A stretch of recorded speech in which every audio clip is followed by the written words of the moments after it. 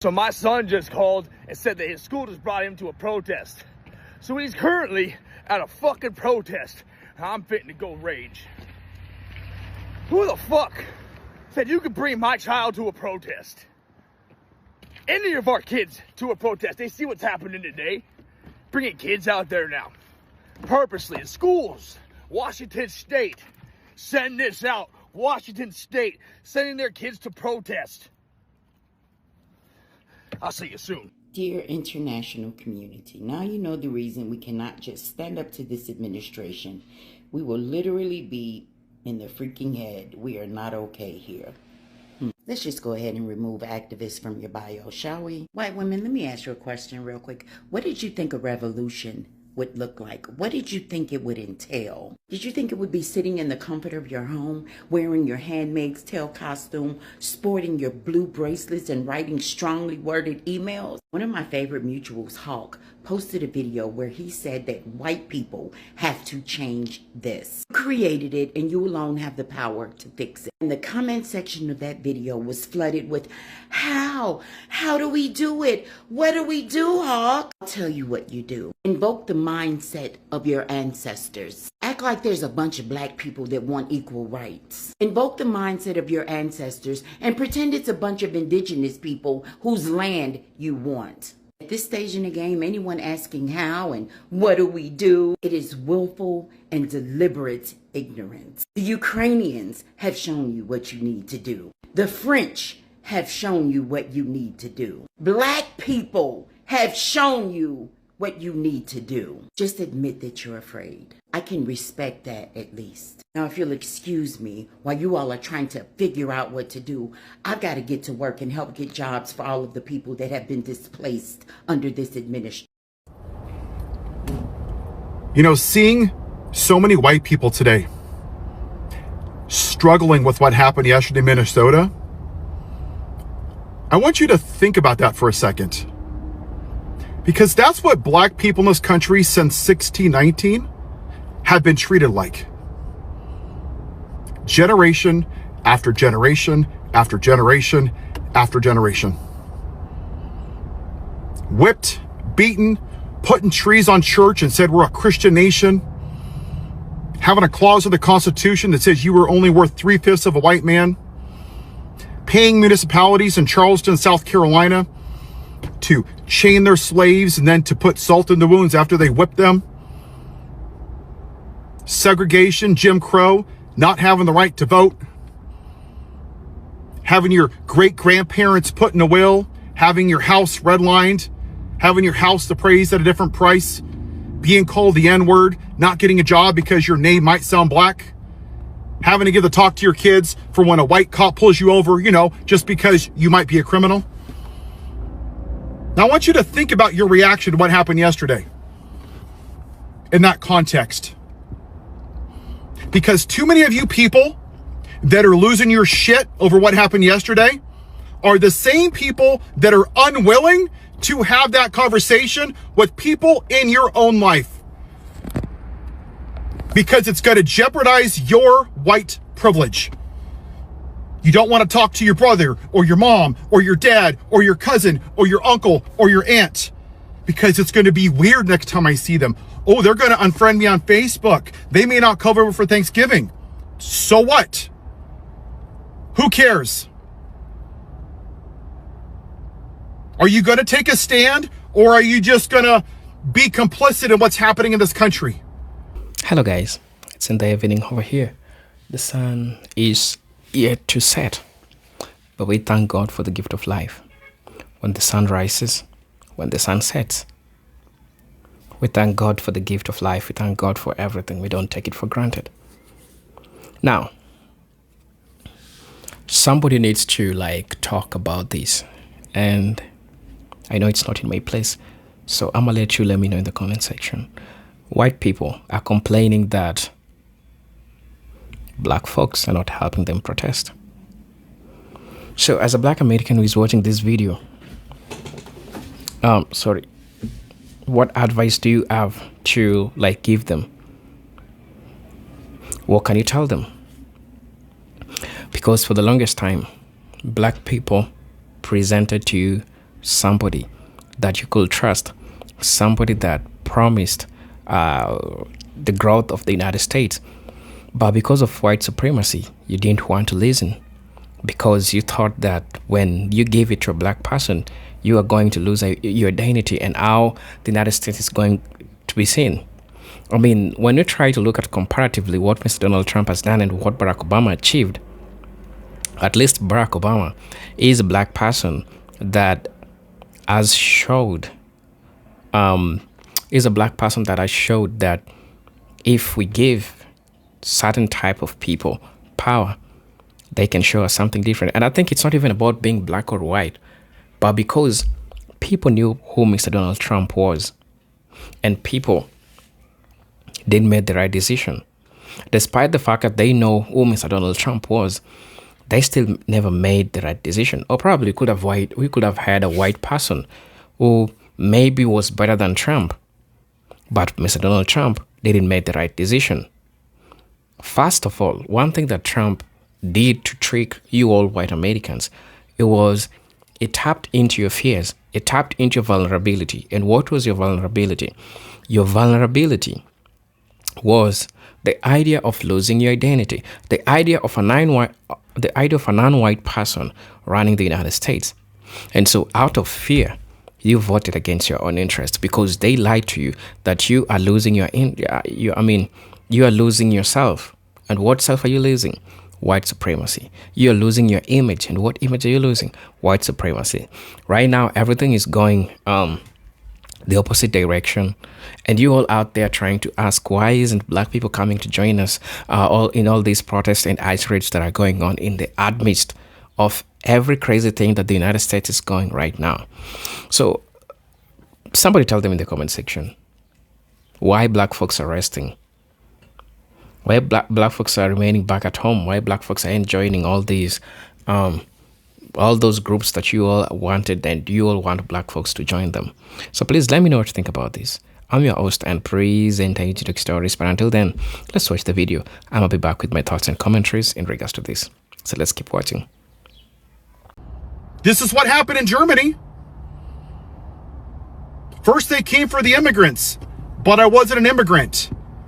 Then they came for the black people, but I wasn't black. Then they came for the transgenders, but I wasn't transgender. And then they came for me. And too many people that look like me are waiting for that to happen. Michelle Obama told us last year in her speech at the DNC that if you think that your privilege will keep you safe from the darkness, if you think the darkness isn't coming to your doorstep, you are sadly mistaken. And the reason that we're still here in 2026 is because white people have not treated everybody else equal. And too many people that look like me haven't given a damn because it didn't affect them. Their family wasn't in a tree. Their family wasn't whipped. Their family wasn't put in somebody's will. Their family wasn't racially profiled. Oh, that's horrible, but I can't talk about it. I don't do politics. That is the very definition of white privilege. And it has nothing to do with how much money you make or what kind of house you live in or your financial status. Nothing. Zero.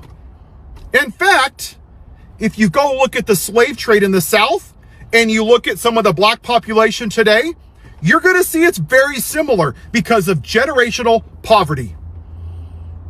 That's why white people burnt down Black Wall Street, because they saw black people getting wealth and they're like, no, we good. We don't want that. We just want to think that we're equal for all people, but we're really not. And you still cannot grasp your head around the MAGA Make America White Again. They couldn't stomach a black man in the White House instead of out in the fields picking their cotton. They would rather burn Rome to the ground than have the most qualified black woman in the history of our country be the president. That is a fact. And too many of you either ignore it or don't want to have that uncomfortable conversation in your life. You say you care, but you don't, because actions speak louder than words. I've lost friends. I've lost family. I've lost business to this. If I'm going to call myself a person of faith and say I love my neighbors as myself, that means all my neighbors, even the ones that I don't know, especially the ones that are treated differently, that don't look like me. So for you Christians out there that say you love your neighbor as yourself, you ask yourself that question today. Would Jesus be sitting around not worrying about upsetting Uncle Bob and Cousin Elmer and my mom and dad who voted for this man who assaults women? Or would he be out there protesting at the ICE raids? Would he be flipping tables over? Would he be on the halls of Congress? I know what my answer is. That dude be out there tearing stuff up. Are you going to be on the right side of history or on the white side of history? Because far too many of you are staying on the latter right now because of your privilege. Have a white day. It doesn't matter if you're the direct descendant of white people outside of America. Once you're in America, you're inherited into the white American privilege. Book of Revelation. They made sure that when they told Irish people hundreds of years ago, well, you can be white. But white supremacy and white privilege didn't start in America. It started actually because of the outside white people. The European, it started, the people you're directly descendant from, America, United States of America is a direct descendant of those same people.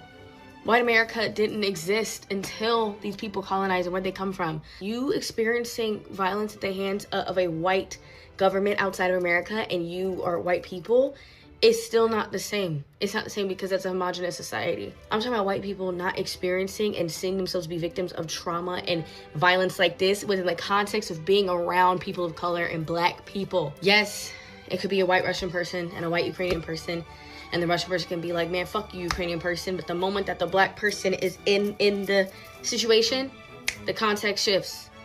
Who's gonna experience the most violence? Poor French people having to revolt against the French government, yet while they were enslaving black folks outside of the French land. You having trauma as a white person, state-sanctioned trauma, and it does not negate the fact that you still do not see yourself as a white person juxtaposition to black and brown folks having the same violence.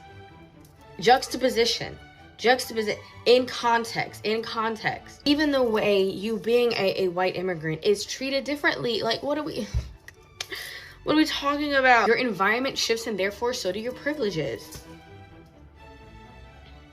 I don't know why that feels difficult. I could argue that you are the direct descendants of people who created the white American behaviors.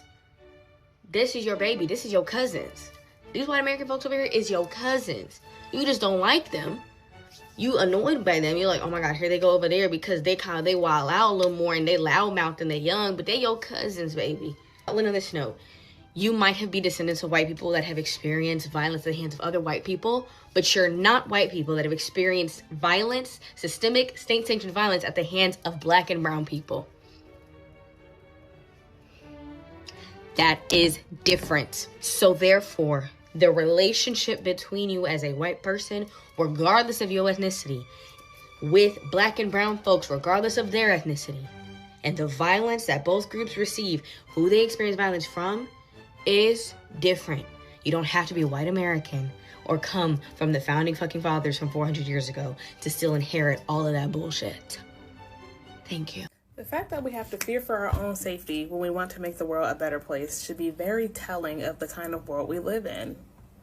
Like, I was just talking to another creator who does anti-racism work, and she was like, oh, she wants to do she does anti-racism work, but she tries to make it funny so that she doesn't, get flagged by the people in charge of the system. We're trying to dismantle systems that are harmful to everyone. But because the systems are upheld by people who are harmful to everyone, it is putting ourselves at risk to try to dismantle systems that are harmful for everyone, but, helping a few. We know that. We know as a collective, as a society, that bad people are in power. They have a lot of power. The fact that they have this power is abusive and hurting everyone. That if you try to take on the people who are in power, it is dangerous for you. But yet we still act like these systems don't exist, that these power structures don't exist, that the world that we live in is mostly fine and dandy, with the occasional bad person. And it's like, what? Whistleblowers, they disappear, they unalive themselves, heavy air quotes. like people who are trying to do good. I was looking at this man in Africa. He invented a way to pull power from radio waves, which is literally basically pulling power out of thin air. He's gone. There was someone who invented a way to pull water out of the air. Gone. People who understand how to cure cancer or prevent cancer mysteriously disappeared. It's just like, how many whistleblowers, how many people doing good things have to be gone, disappeared for people to realize we are in the bad place? Like it is not a small thing. Like, the people who are in power have corrupted the entire world, and we as a population across the globe need to stand up and say, not anymore, bucko. Like in solidarity. Like it doesn't matter if you're white. It doesn't matter if you're black, if you're Hispanic, if you're Asian, if you're Native American, South American, African. Like, y'all, they got us. They have their foot on our necks. Everyone on this planet. Like, I think it's like 50% of the global wealth. The global wealth is held by like 10% of the world, not even 10, like 3% of the entire world's population. 3% of people on this, of the 8 billion of us walking around, 3% own like 90% of the wealth in the globe. First of all, they can't own anything. I'm gonna say that on every TikTok video that I create. People cannot own a river. You cannot own a mountain. You cannot own a plot of land even. You cannot own it. It is land. It was there before you came. It'll be there after you came. It was there before humans. It'll be there after humans. You can't have it. It's not yours. It wasn't, you didn't make it. If you did not create the ground that you're walking on, you cannot have it. It is not yours. And even then, when you create something, it's still not yours. It is a creation of human nature. It is a creation of all of the thoughts and ideas that came before you, and you packaged it up differently, and now it's a different thing, and that thing will be taken as an idea for someone in the future who will package this up differently and add to it and make something else. So it's just like, do you own it? You can't own it. You can create things. You can create a human, right? My child, I created him, but he's not mine. I don't own him. I care for him. I nurture him. I ensure he has what he needs, but he's a human being. You cannot own a human being, because yes, I grew him in my body, but still, even then, he's not mine. I do not own my child. That's weird. You can't own a person. I have a husband. I don't own my husband. It's weird. You can't own a person. If he wants to leave, he can leave. If he wants to stay, he can stay. If he's happy, that's great. If he's not, I'm so sorry. Like, what do you want me to do? I'm going to be myself. And if you like me, you can hang around myself. If you don't like me, then you can not hang around myself. You have free will. You're a human. I don't own you. Like, there's like the whole weird men being possessive over women and unaliving them if they try to go do something they don't want to do is weird. It's weird. Even women who are possessive over their men, that's also weird. You can't own a human. Being possessive is weird. Jealousy is weird. It's not weird. It's like, it's a little weird. It's a little weird. I get it. But it's like, why are you jealous? Is because you want something that you don't have, or your partner is like giving attention to someone that you don't want them to give attention to, because now you feel insecure and you feel like maybe they'll leave you for them. And that feeling of not wanting to be left, that is, a fear of rejection. But it also can come from fear of rejection, but also comes from a sense of ownership. It feels like this person should not leave me for this other person because they're mine. So it goes back to, you feel like you own another person. So anyways, that's a little bit left. Back to land ownership. You cannot own land, and thus you cannot own resources, and thus you cannot own wealth, really. Even like, you can't own wealth. They can own the paper money that they have created as a barrier for us to have access to natural resources. Like, we should be able to walk up to a river anywhere, and get a cup of water and drink it if we want to. You can't own a river. You can't own the land that a river is on. You can't do that. You cannot do that. And it's such a weird concept that we've let fly. And that is how we've let all these people hoard all the wealth. We've let them create systems that that control our mind, that makes us feel like we can't go take what is naturally that belongs to the world, that belongs to the community, because I'm scared of these systems. These systems are made up. Y'all, this video is gonna get taken down. Let me stop talking before the CIA comes or something. The last 72 hours has been very traumatizing to the white community here in America. They've never experienced something like this before. Ever. So much is happening at once.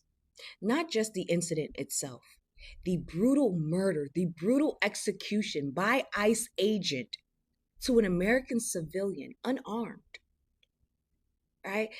It's now the deconstruction of that it could never be me mindset.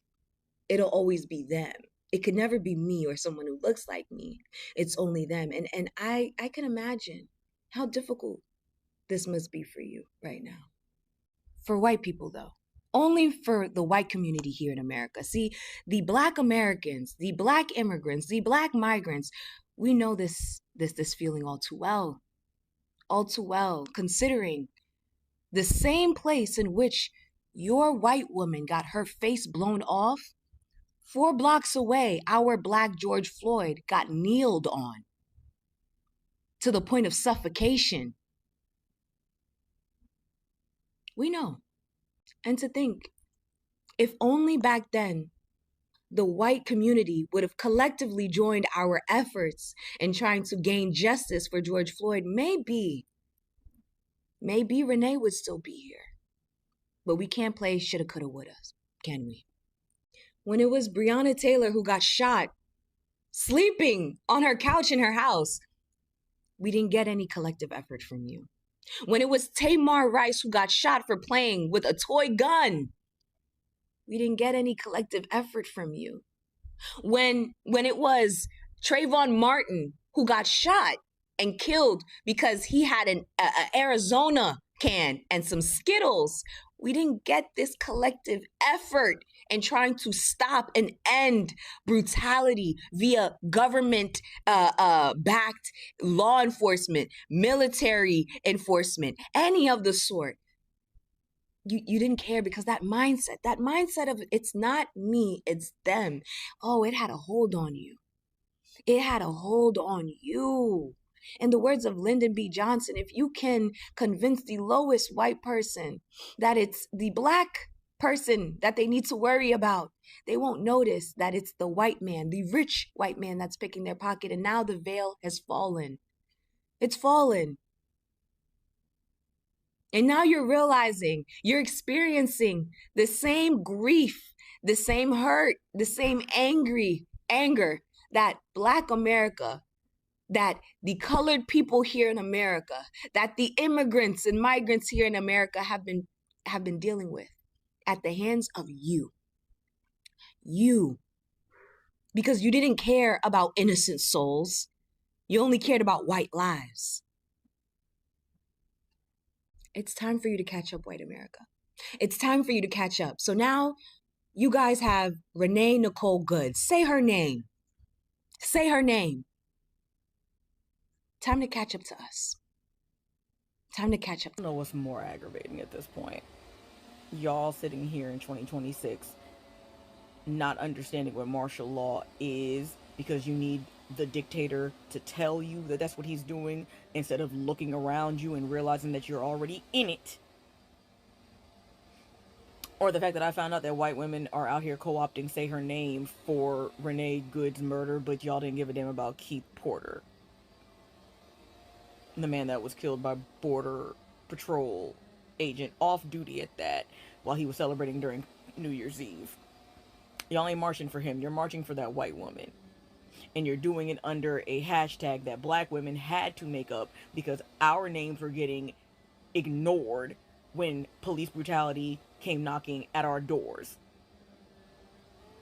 Like, this is why we are not, this is just another reason why that we're not coming out to help y'all. We have been resting me personally, I've been resting this whole time, but most black women decided to finally start resting after the way y'all betrayed black women yet again in this past election, allowing this dictator back in office, because rigging be damned, y'all still voted the way you did. And it's the typical white supremacist BS, because after you make it clear that you do not give a damn about us and don't want us in positions of power over you, you are waiting for us to save you from yourselves at our own expense, at the expense of our body, our lives, our mental and emotional labor. You just keep expecting it. You fake allies and all that, y'all keep expecting something out of us when you give us nothing in return. But it's the other side of that, because y'all be really just pissing me off, because you think that now, I see people saying hold the line, Minnesota, don't get violent because he'll declare martial law on you. Y'all had to close the school in Minnesota because ICE agents, after murdering Renee, went around the corner, terrorized that building, sprayed tear gas or whatever as those kids were leaving school that day. I got news for y'all, and I'm not holding y'all hand. You're already under martial law. We are already under martial law. Just like the abortion ban, we're also under. They just won't tell you that that's what it is, but that's exactly what is happening. If it walks like a duck and talks like a duck, it doesn't have to introduce itself to be a duck for you to know that it's a duck. You are under martial law right now. What difference does it make if you fight back or not? He gonna tell you that's what it is? A white woman was killed in broad day. That man said that if he was elected, he could kill someone in the middle of Times Square the same way that ICE agent murdered Renee. The same way that off-duty agent murdered Keith Porter in California. But y'all... ICE isn't coming after me. They're only going after criminals. Look at Renee Good. She was a white U.S. citizen who was murdered by ICE for trying to drive away. I understand why she was trying to drive away. Like, I have been stopped at like a border patrol stop and all they did was look at me. They didn't even check my ID. I go through the airport. It's not a concern to me. It's not even too concerning when I get pulled over. One time I got pulled over because of... Hello brothers and sisters, welcome back to the channel. I'm hoping that you are doing great from wherever you're watching this video. Welcome back. Now, what are black people supposed to do? Black people already tried to do the best they can do. Black people tried to warn you, and they told you you should make the right decision, but you did. Well, I can't remember. Okay, I'm not trying to be vengeful or anything, but you can remember what happened on December 2024 when Trump was announced as the president. You also what happened? Celebrations. And those people that were really mourning the loss of Kamala Harris, it was, they acted as a laughingstock, and everyone was reacting to those videos, and it was crazy. It was crazy. Some called them liberal tears. Some called them liberal breakdown. Some called them liberal madness. They gave it all the names that they could give it. But hey, as the saying goes, he who laughs last, laughs best. He who laughs last, wins. And I hope that the reality sets in at the back of your mind. I hope the reality sets in for the decisions that you make. Understand that every move that you make will always affect you, whether negatively or positively. So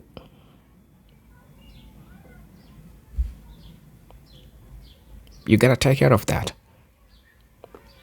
You have to take care of that. And black people, I've told you that you gotta take care of that. That's on you. That's on you. That's not on black people. Black people are resting. Black people are focusing on things that are important. They have said that they are not giving it their energy. They're not giving it their energy. So, black folks, please let me know what you think about this. I don't have anything to say, honestly. Ask me, what do I have to say about this? I don't have anything to say. How can we help them? They learn from their mistakes. they learn to make great decisions because they lied to you about you losing identity. They lied to you about misrepresentation. But what came after that was even much worse. What came after that was even much worse. That's where you came with Trump. And that's where all your problems started. So I hope that makes sense. I hope you understand all these things. So please let me know what you all feel about this.